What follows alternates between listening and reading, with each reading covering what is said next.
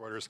I was struck by the sort of anchored median federal funds rate here through 2020, and that in comparison to the fact that you now have sort of three very discrete groups of opinions around where the Fed funds rate is heading. And I wondered, is it fair to say that those opinions have become sort of firmer in their conviction, and that it's going to take some sort of real material change in the outlook now for that to move in either direction?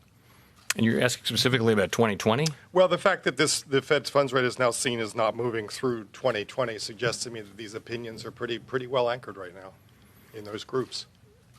You know, honestly, I think it's hard to have hardened expectations about where rate policy is going to be a year from now.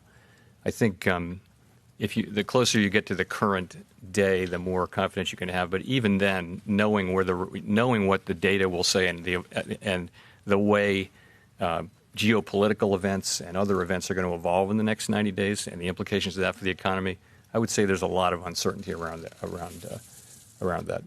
Fair enough. Particularly if you look at 2020, I think the use of this is individual participants write down their forecasts. It should give you a sense of how people are thinking about the likely path of the economy and the appropriate path for monetary policy in that individual person's thinking. And I think that's a good thing to know. I think I'd be very reluctant to look at it as hardened views or a prediction, really. But just to follow, if I could, there were a number of arguments in July around the reason for cutting rates. Have any of those gotten substantially weaker or changed around the table? No, I think if you look at the U.S. economy, the U.S. economy has generally performed roughly as expected. Roughly, the consumer is spending at a healthy clip. I'd say business fixed investment and exports have weakened further, and I'd say the manufacturing PMI suggests more weakness ahead. The labor market's still strong, though, so generally that is the same. I think if you look at the global economy, I think has weakened further in the EU and China, and I think trade policy developments have been a big mover of markets and of sentiment during that intervening period. So that's why I think that's what's happened over the intervening period. And different people around the table have different perspectives, as you obviously know. Gina,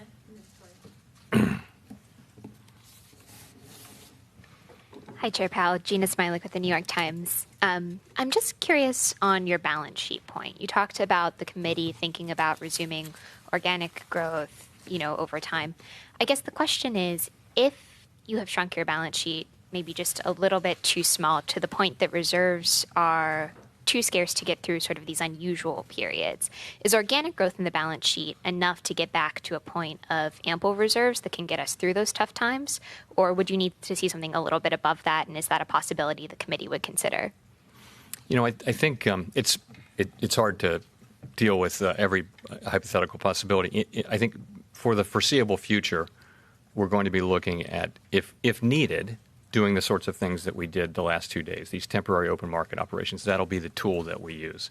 And the question will be then, as we go through quarter end, as we learn more, how much of this really has to do with the level of reserves.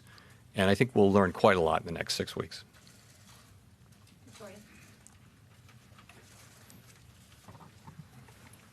Victoria Guida with Politico. Another money market question. Banks have been pointing to liquidity rules as having contributed to some of the volatility we've seen in repo markets, and potentially some capital rules as well. Are you all looking at whether some tweaks to the liquidity coverage ratio might help? And also, what is the status of the net stable funding ratio rule? Are you all still planning on putting that out soon? So I think if we concluded that we needed to raise the level of required reserves for banks to meet the LCR, we'd probably raise the level of reserves rather than lower the LCR. I mean, it's not impossible that we would come to a view that the LCR is calibrated too high, but that's not something that we think right now. On the other hand, it might be that more reserves are needed, in which case we are in a position to supply them. In terms of the net stable funding ratio, I believe we put it out for comment and got comments. and I believe we're looking at finalizing that in the relatively near future.